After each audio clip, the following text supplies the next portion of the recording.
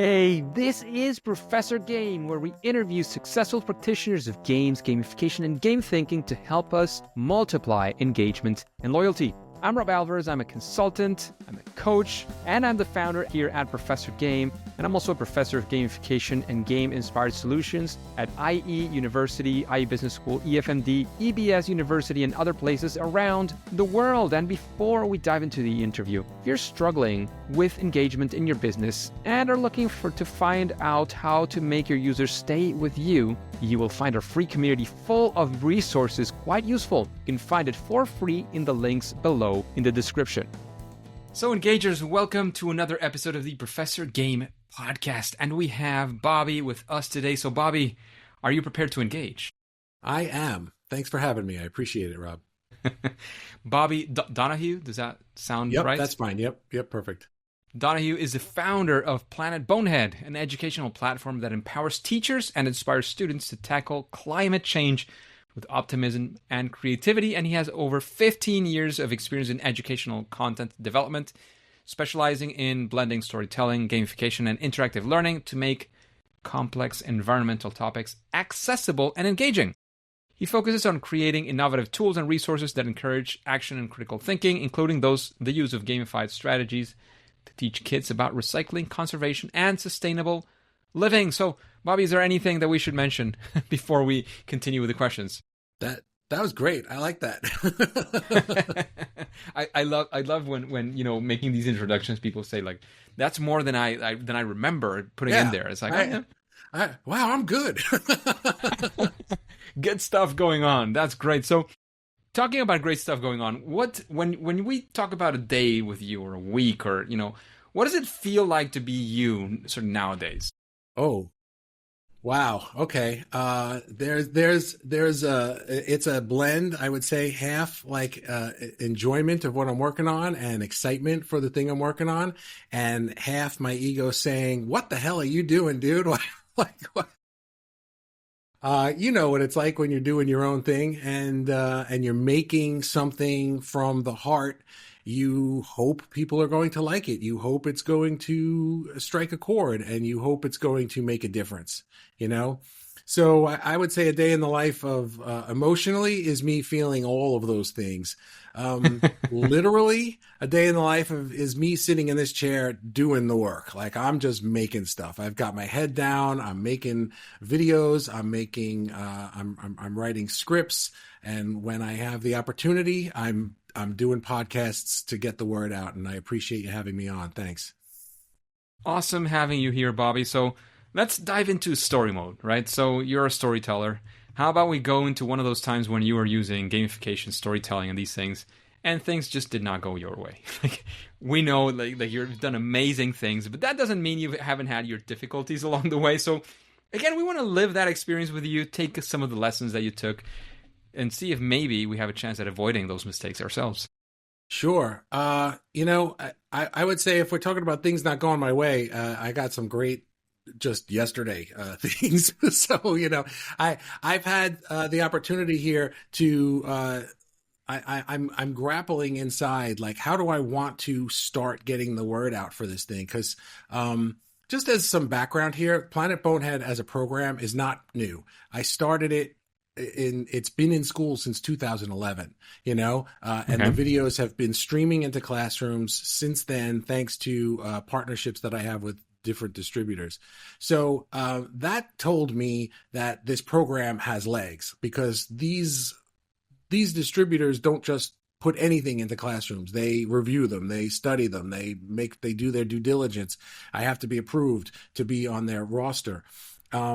And then schools have been using it, and I've been getting the feedback from that for all these years. What is new is this new platform that I'm creating where I'm going direct to schools. And so for me, part of it was like, how do I want to start bringing this into schools? There's doing like what you do on LinkedIn, where I'm just doing outreach directly to schools. And then I was thinking about maybe getting an investor to do some pre-seed investing in this, maybe to pad my bank account a little bit so I can do the work without worrying about feeding myself at the same time. And So I was like, that's a great idea. Who wouldn't love this? And so I started putting a lot of energy into that, only to get, some form letter thing. Sorry, you weren't picked for the accelerator this time around. Just yesterday morning, I woke up and that was the first thing I read. And I was like, okay, this is going to be a great day.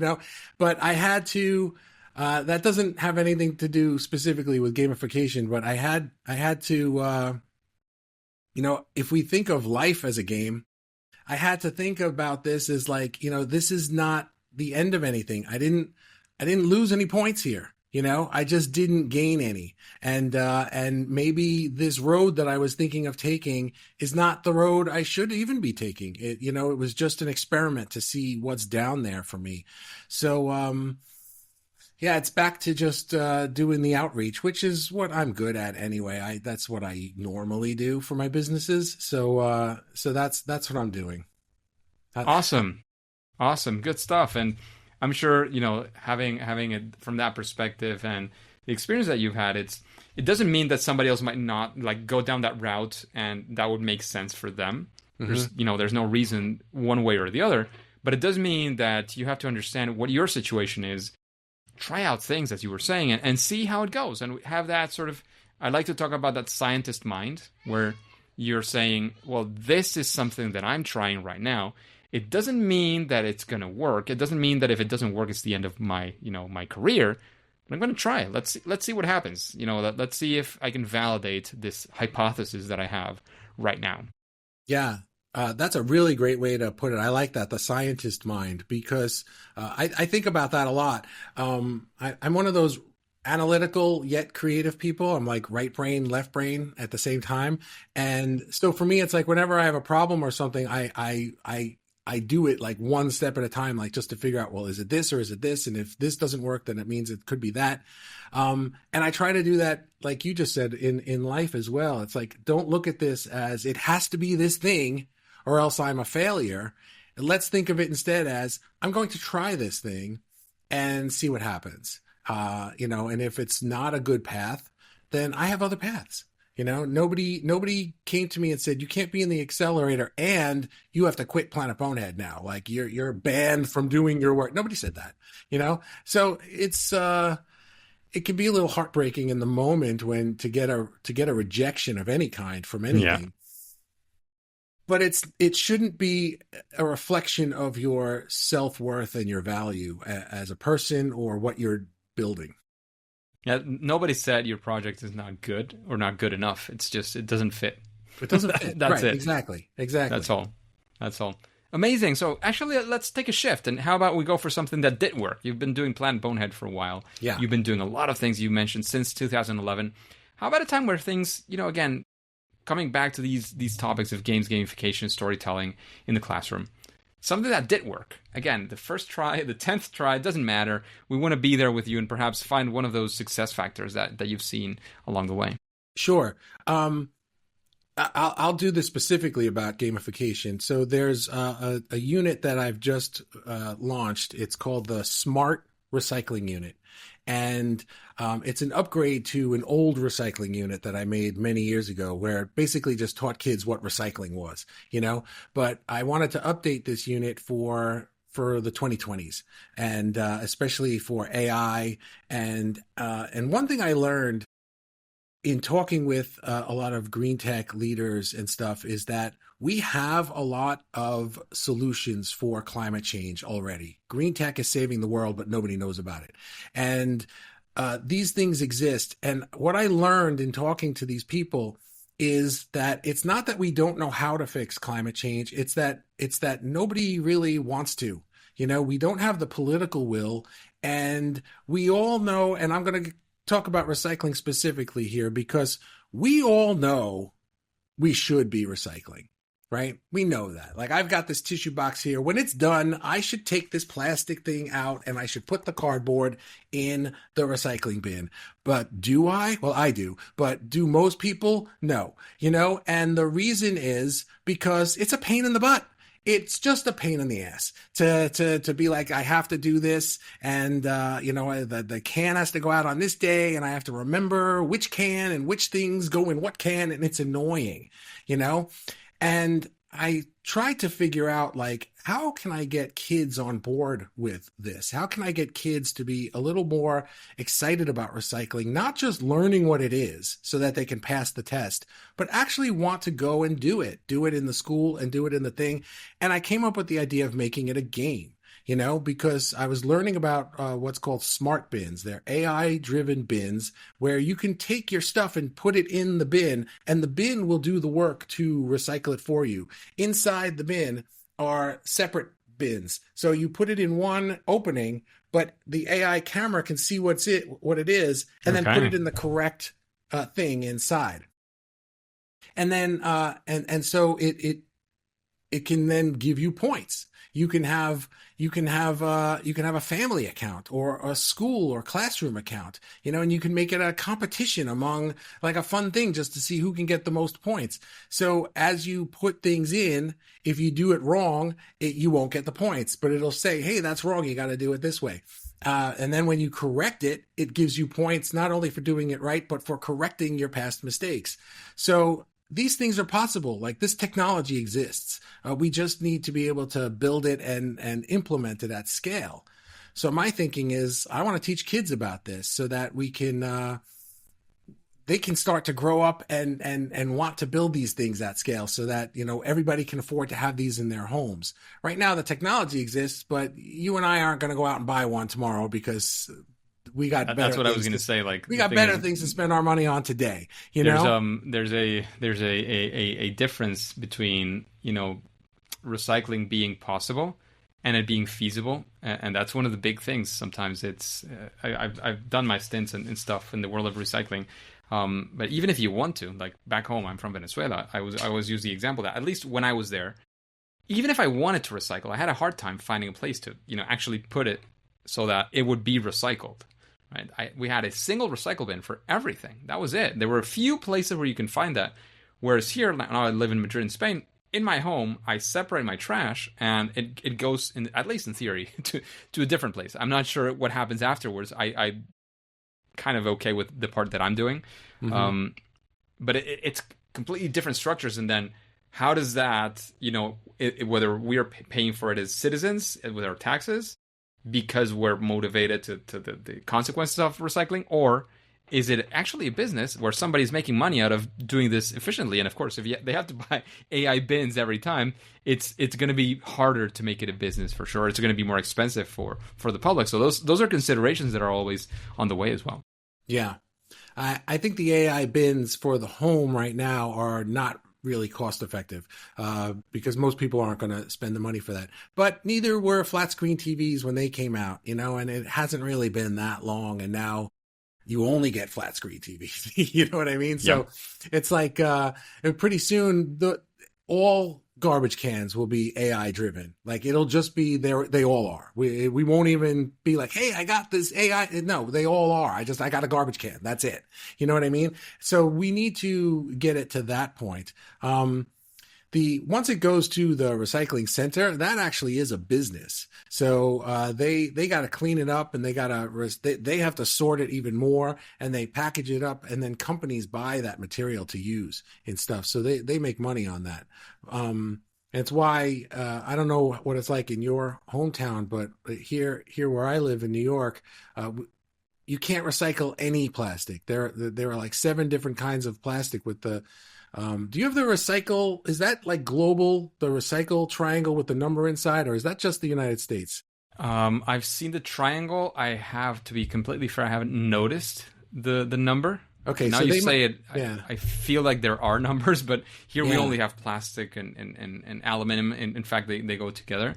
I guess it depends on how it's treated on each. Well, at the place. plant, it's easy for them to separate the metal from the plastic because they can just use magnets and stuff. But here we can only do 1, 2, and 5 number. Those are the numbers of plastic. But we also have containers that are 3 and 4 and 6 and 7, and those can't be recycled. So that just adds confusion to the whole thing, and it's annoying. Totally. So how did you find success doing these things? What was that experience like? Well, the success came by accident. I was making this show because I wanted to make the show. I wanted to make this thing, Planet Bonehead. And I started selling it on DVDs to through distributors. They were selling directly to schools on DVD. And then a couple years later, they started phasing out the DVDs and doing streaming. So now these companies are like Netflix for schools, let's say. And I noticed that I was getting really good feedback from them. They said, hey, teachers really like this. They want units on this. They want videos on that.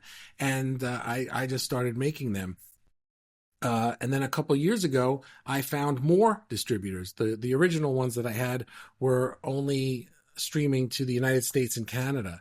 And then I found one that did the UK and Australia as well. And then I found another one that was in 80 countries globally. So I submitted my work to them too and had to go through all of the, every time I make a new unit, I have to submit it to all of these companies for a review. You know, they won't just take anything and throw it up on their platform for schools to use. They have to review it. Makes sense. So this is what told me I made something really good here. Every time I make something, all of these companies are reviewing it and saying, yep, we'll put that on our roster. You know, they're very selective. So I was like, well, I know that it's working. I know schools are using it. The royalty checks keep showing up every quarter. So I'm very happy about this. If it were no good, the distributors would say, nobody likes this, go away.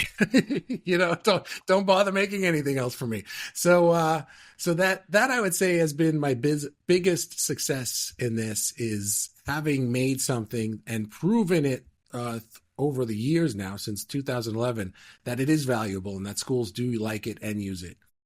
So I'm really proud of that. What is it that makes what you do different from other things? Because as you were saying, these distributors, I'm sure they get a ton of requests, and many of them they just say, no, thank you. Yeah.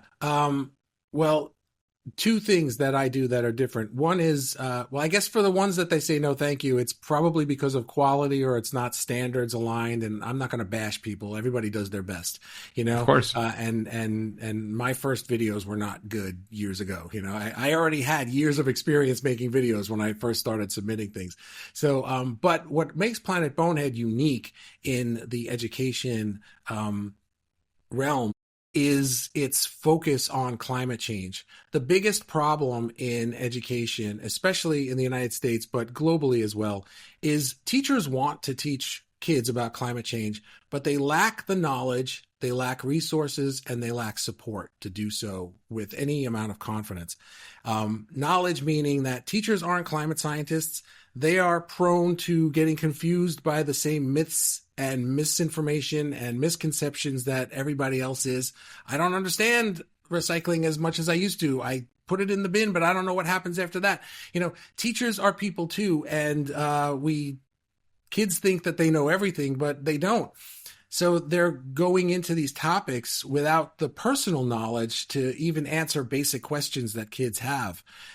So I'm trying to solve that with something called the Teacher Learning Center, where I'm making course content specifically for the adults. Here's what climate change is. Here's the difference between climate and weather. Here's the facts versus the myths. So there's that. And then the second thing is resources. They don't have the video content. They don't have textbooks. They don't have lesson plans, activities to do in the classroom, discussions to talk about with the kids. They don't know what to teach them. There's no curriculum, you know? So Planet Bonehead fills the curriculum gap for science teachers and also social studies teachers, because there's also a social justice component to climate change. It affects different cultures in different countries, and here in the US it affects different states differently, you know. And then finally there's support, because climate change is like the third rail of education. Some people don't want to talk about it, you know. Politically here in the United States, in some areas it's a no-no. Like, you can't talk about that. And so some teachers feel isolated and abandoned on this topic. So I want them to know that there's a place where they can come, and there's I have discussions with experts and panel discussions where they can learn exactly what we need to be teaching kids to prepare them for careers in green tech fields, and to help them feel not so isolated and alone teaching this stuff. Awesome. And is there a like you mentioned that they use gamification in storytelling. Is there a side to that as well? Does that have any influence on what you publish through these distributors? Not specifically. It's not like Planet Bonehead is a gamification, has a gamification topic. The fact that I did that for the recycling unit specifically was a bit unique to most of the units. However, what it taught me was that by turning, so in the recycling unit, what I did was I realized that a lot of people know they should recycle, but they don't because it's a pain in the butt. And I tried to turn it into a game. And what I realized is that when we try to get people to change their behavior or modify their behavior through motivation, through the desire to avoid negative consequences, it doesn't always work. It's like, I know if I do this thing or if I don't do this thing the way you want me to, I'm going to get hit. Like, okay, I'm not going to do that thing because I don't want to get hit. But I know that if I don't do this recycling thing, then some abstract thing out in the world maybe could happen that I don't know. I don't see it. That's not getting anybody to do anything, unless they're true believers in the cause and they're like, you cannot throw this in the garbage because it's going to destroy the planet. Like, nobody believes that if I throw this in the garbage, that's it. Earth's over. Like, that this one box isn't going to make a difference at all, but millions of people recycling their boxes or not actually does make a difference. And what I've learned is that we can't just motivate people to change their behavior to avoid consequences. We need to inspire them to change their behavior because it makes them feel good, because we can get something great out of it. And in the recycling unit specifically, the gamifications and the points were just a great way. Like, we can make this fun. This doesn't have to be a chore. We all like playing games. Everybody does, whether you're a gamer on video consoles or you just are a human being who enjoys entertainment. We all like getting points. It feels good. We get a dopamine hit from that. You know what I mean? It's great. It's a lot of fun. And there's no reason we can't do that to and save the planet at the same time. That's cool. Get a Just pat to on the clarify, back. I agree with that introducing some elements can always help a lot. Just keep it in mind for whether it's for that unit or in the future. You have points, you have badges, you have leaderboards, and there's a whole universe of things that are behind it as well that could be potentially useful. I'm not saying points is not the be all that you need, but just consider that there are other elements as well that you can include. So Bobby, awesome hearing your experience using this for that unit and the storytelling that you go through and all of that. After hearing this sort of your experience with this, do you have some, I don't know, how did you do it? How did you come up with the idea? Do you have some, in a couple of minutes at most, do you have some sort of process or something when you want to come up with an idea like this one? That's a really great question. And the answer is no, because I don't try to force ideas. When I do, they don't really work out too well.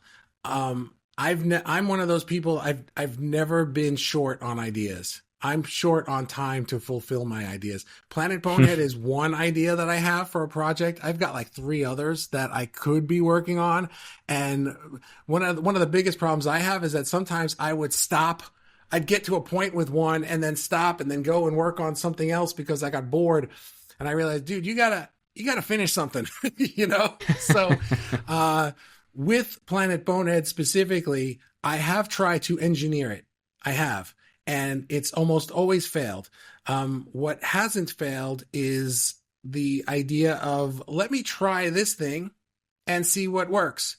And like we were saying earlier, like the investment thing, just trying to force the investment thing was just emotionally taxing for me, So instead, I'm trying to think, okay, it was a path that I tried, and it's not panning out.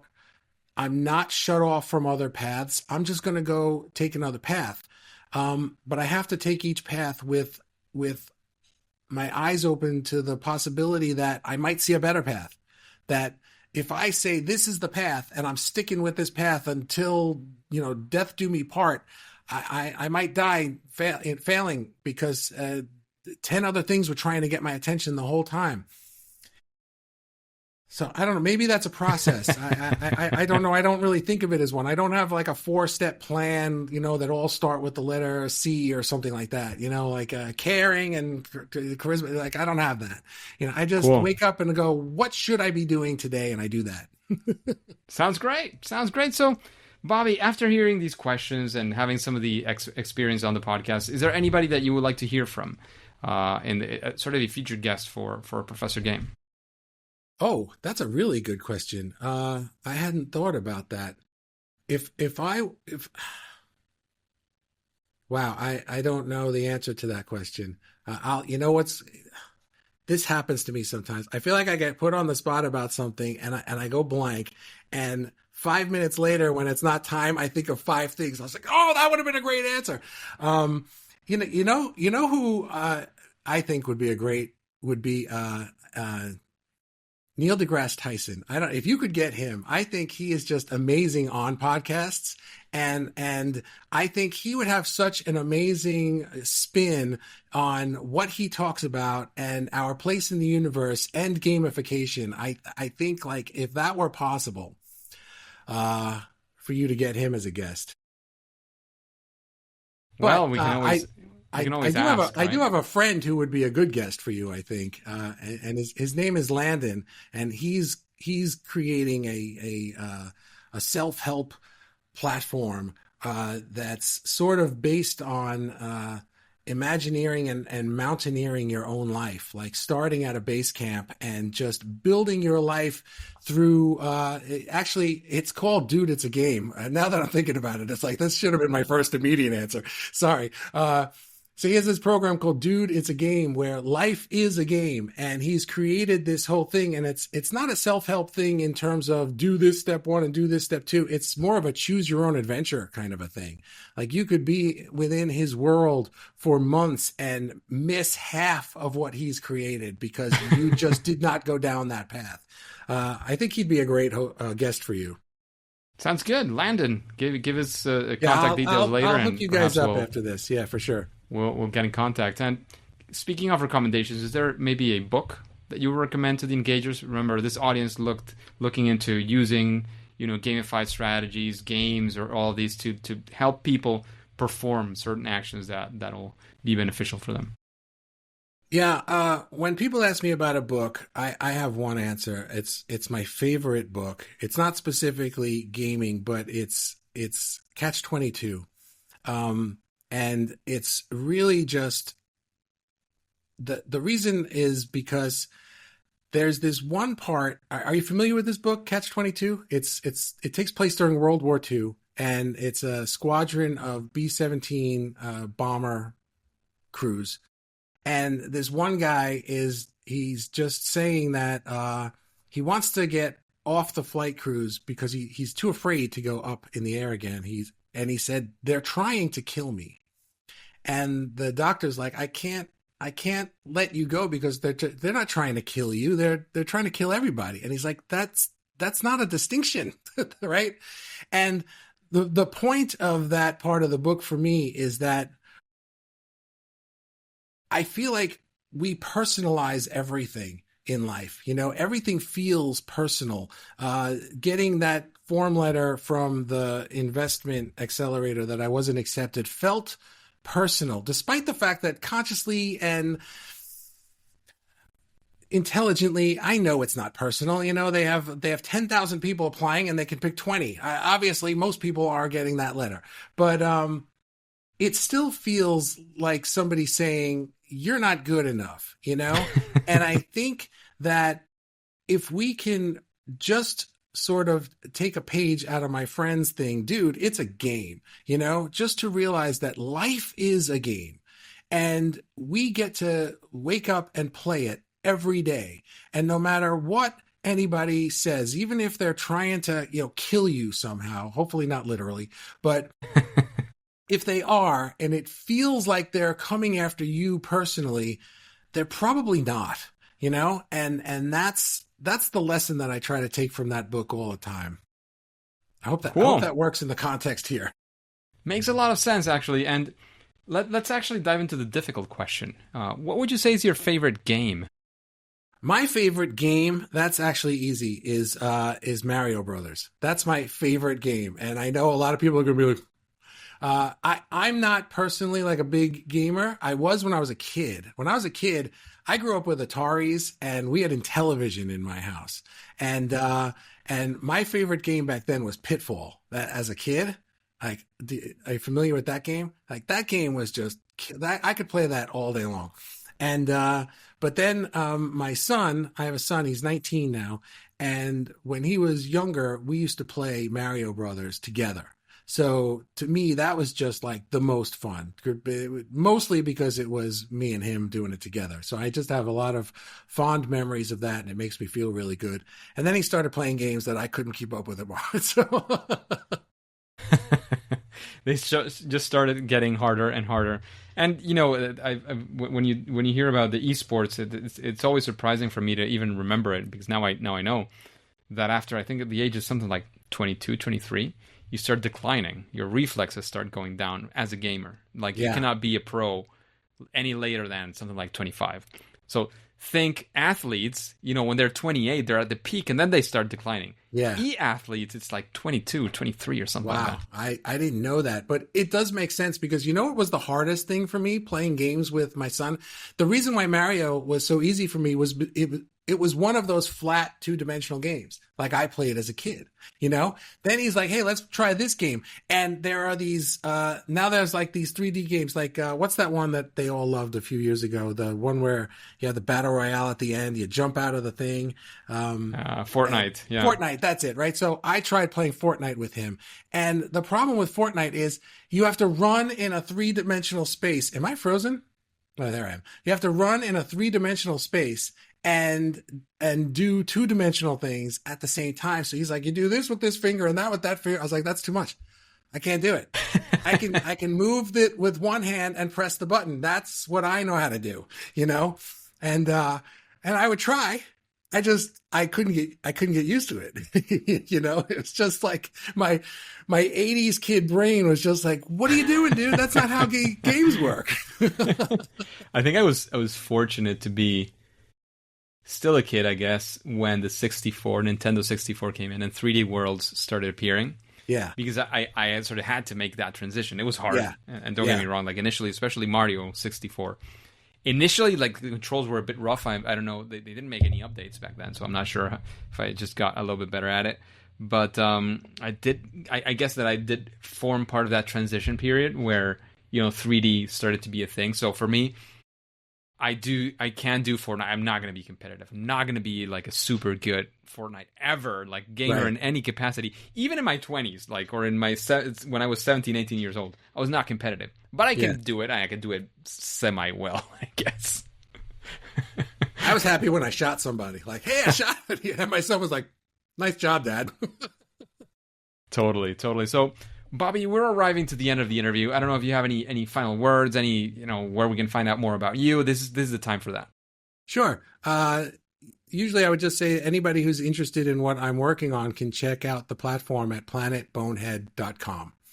That's the best thing to do. So if you're in education, for K-8 education, you're a teacher, principal, superintendent, curriculum developer, there's a free trial there to check it out and use it for no commitment, no payment required, and just see what the program is about and how it works and see if it fits for you. Even for people who are homeschooling or want it for their own kids, you can do it for that as well. And if you're interested in talking with me, I'm always looking for people to do joint ventures or some kind of strategic partnership or anything like, hey, what if we did this together? You can also contact me through planetbonehead.com, or you can reach out to me on LinkedIn. LinkedIn's the best way to hit me. Sounds email's not good because I miss them. I get a million emails a day and I miss them when they go to spam. Unless I know you already, I don't see it half the time. Makes sense. Makes sense. So That's fantastic. Bobby, thank you very much again for showing up on the podcast today, for sharing your experience, your knowledge, your understanding, and all the things that have happened to you in the stories that you gave us. However, Bobby and Engagers, as you know, at least for now and for today, it is time to say that it's game over. Hey, Engagers, and thank you for listening to the Professor Game podcast. And since you're interested in this world of creating motivation, engagement, loyalty using game-inspired solutions, how about you join us on our free online community at Professor Game on School? You can find the link right below in the description, but the main thing is to click there, join us. It's a platform called School. It's for free, and you'll find plenty of resources there. We'll be up to date with everything that we're doing, any opportunities that we might have for you. And of course, before you go on to your next mission, before you click continue, please remember to subscribe using your favorite podcast app and listen to the next episode of Professor Game. See you there.